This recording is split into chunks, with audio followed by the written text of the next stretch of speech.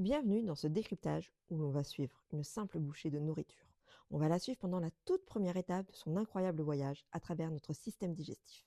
Alors, qu'est-ce qui se passe vraiment? On pourrait croire que c'est simple, qu'il suffit de mâcher et d'avaler et puis c'est tout.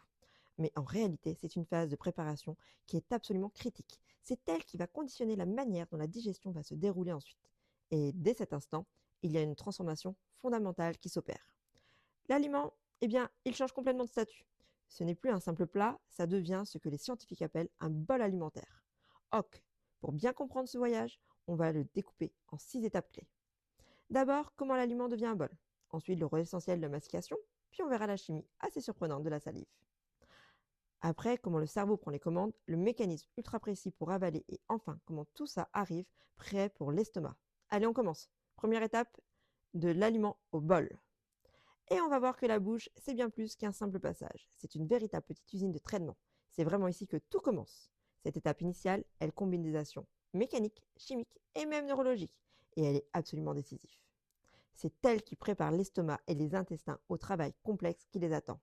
On enchaîne avec la mastication. Et attention, ce n'est pas juste une question de broyer la nourriture en plus petits morceaux.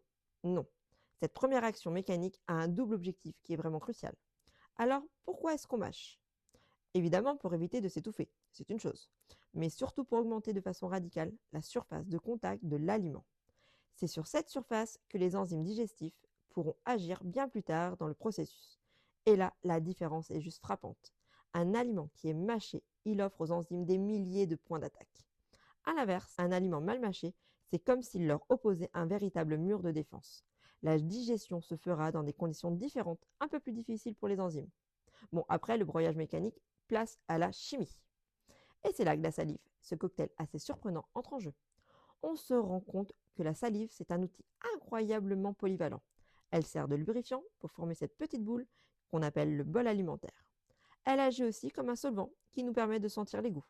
Mais ce n'est pas tout. Elle est aussi une première barrière protectrice et elle commence même la digestion chimique de certains sucres. Mais attention, ce processus n'est pas uniquement mécanique et chimique. Non, il est aussi neurologique. Le cerveau a son mot à dire. Il faut imaginer la bouche comme un centre d'information ultra performant. Le cerveau reçoit en direct des signaux sur le goût, la texture. Et grâce à ça, il anticipe la composition du repas et il prépare déjà le reste du système digestif à bien l'accueillir. Une fois que le bol alimentaire est bien formé, bien analysé, il est temps de passer à l'une des actions involontaires les plus précises et coordonnées de notre corps. Ce n'est pas juste avaler, c'est bien plus complexe. C'est une séquence, un véritable balai neuromusculaire d'une précision absolue. Tout est parfaitement synchronisé pour garantir que la nourriture descende dans le bon conduit.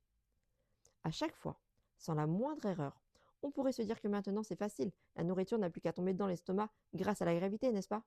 Eh bien, c'est une idée fausse assez répandue. En réalité, pas du tout. L'œsophage va activement pousser la nourriture vers le bas. Comment? Grâce à des contractions musculaires très coordonnées.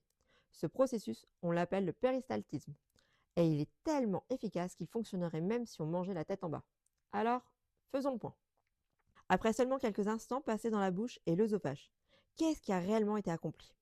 Le point vraiment crucial à retenir, c'est que bien qu'aucune absorption de nutriments n'ait encore eu lieu, la structure physique de la nourriture, elle, a été profondément modifiée. Son accessibilité chimique aussi. Tout est prêt pour la suite.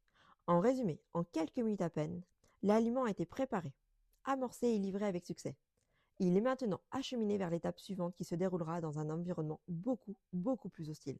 Le bol alimentaire est donc prêt. La question maintenant, c'est qu'est-ce qu'il attend dans le monde si particulier et si acide de l'estomac? C'est là que va commencer une toute nouvelle phase de transformation. Et elle s'annonce spectaculaire.